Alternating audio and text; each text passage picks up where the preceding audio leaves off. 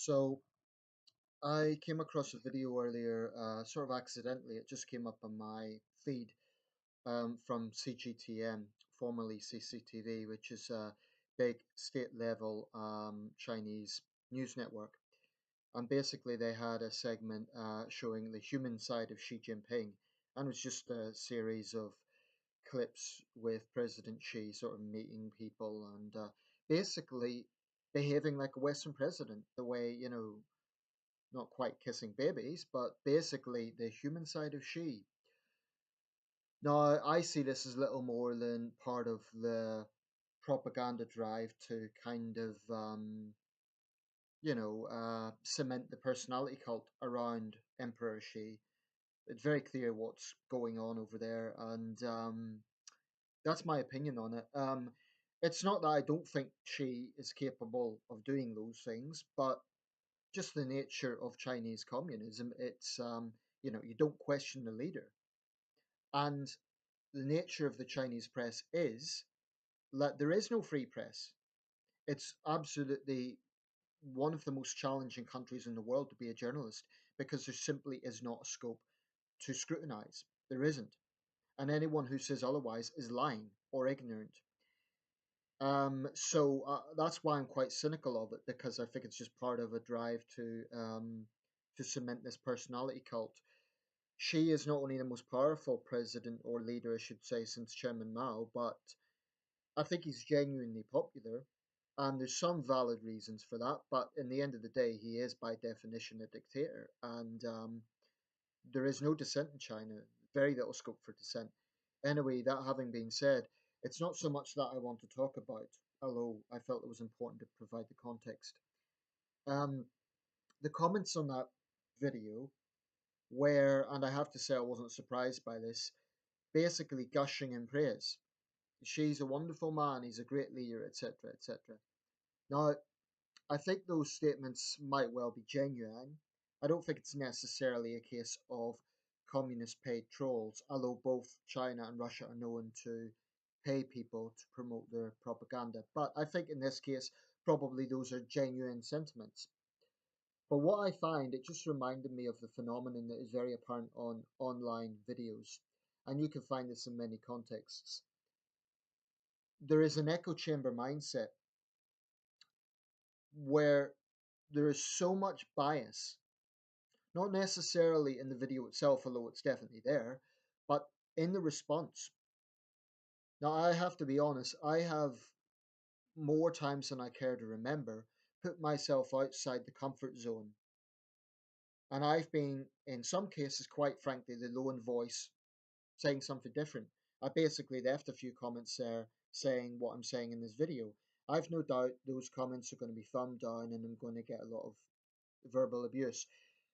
And that's fine. It's, there's no physical threat. I'm not, that comes with the territory. I don't like it, but I accept that is part and parcel when you go up against those sort of sentiments. When people are defending totalitarianism, very often there's a nationalistic edge to it, like, oh, you Westerners are this, you Westerners are that. But this echo chamber mindset, that is to say, where people just seem to have one ideology and no other views are kind of, I'm not going to say not allowed. I can only say that if my comments are actually deleted. But there is definitely an uneasy tribal mentality there whereby it's like only one opinion is kind of tolerated. You get this in Russia Today videos as well, and type in any video about Vladimir Putin. The chances are it will be full of people, saying, "Oh, the world needs President Putin. My country needs President Putin. May is terrible. Macron is terrible. Trudeau is terrible." What is often striking is discontented Westerners who flock to demagogues and to dictators in other countries, like Xi and like Putin, to kind of vindicate their own worldview. The irony, of course, is that they have far more scope and flexibility for freedom of expression in Western liberal democracies than they would in those countries. That is a simple fact. So I must admit, it makes me angry sometimes seeing the sheer hypocrisy of people who are attacking the West But the fact of the matter is, well, I as a Westerner could not go to Russia or China and openly criticize their leaders. But a Chinese person, or and it's just one example, someone from a country that has a totalitarian system could come to the West and freely criticize our government. And yeah, they might get criticized, but really they're not taking major risk to do that. So there's a clear difference in tolerance. There is. And I defy anyone to say otherwise. But this echo chamber mindset isn't just on videos that are supporting totalitarian regimes and dictators. It's also to be found within democracies. You get it to some extent with Corbyn supporters. You get it with Trump supporters. This sort of tribal mindset, and it's very off-putting. I understand that politics is power. People have strong opinions, but I'm getting to the point where I'm just giving up, leaving different views. I prefer to do it this way, just voice my opinions in the video. But if I leave those comments in order for the record to be that not everyone thinks that way. But I'm wondering, maybe I'm wasting my time.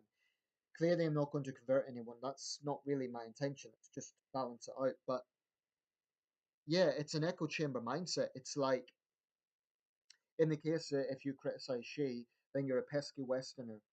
If you criticize Trump, then you must be, um, a neoliberal. If you criticize Corbyn, then you must be a Tory. It's this sort of go-to attitude.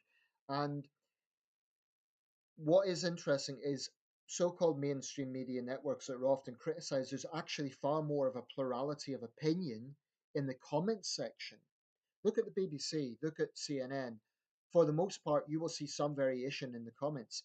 If you look at Russia Today or Fox News, well, not so much Fox News, because even there you get liberal opinions in the comments section. But if you look at Russia Today or any Chinese network, what you're going to see is nothing but gushing praise of Putin or Xi. That frankly pisses me off because there is not that flexibility, and it's just very noticeable. So,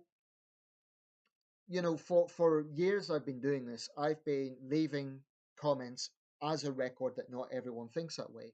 But maybe I'm wasting my time. And all it does is, it gets me angry. It stresses me out because I just think it's so grossly unfair that you have a situation whereby, for example, in the case of China, this personality cult is being promoted, but anyone who has a different point of view can't, no journalist in China who wants to criticize the government can. That's the point. Every Chinese media network is directly controlled by the Communist Party. So Chinese nationalists who support the CCP have no right to criticize the situation in the West. They really don't. They've got nothing to go on.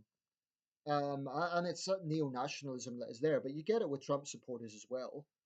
Um, it's just a very off-putting worldview, this sort of tribal thinking. I'm not going to say I don't have opinions. I'm not going to say I don't have strong opinions, but it's very noticeable online. Certain networks, and it isn't just about political systems. You also see it with ideologies. BuzzFeed. BuzzFeed is overwhelmingly left wing, and their videos are extremely biased, and the comments often reflect that. BuzzFeed, a typical BuzzFeed video will be trying to shame white people for racism or trying to shame men for sexism. And it just gets so tiresome. And they kind of hide behind humor. And that would be fine if they were consistent, but they're not.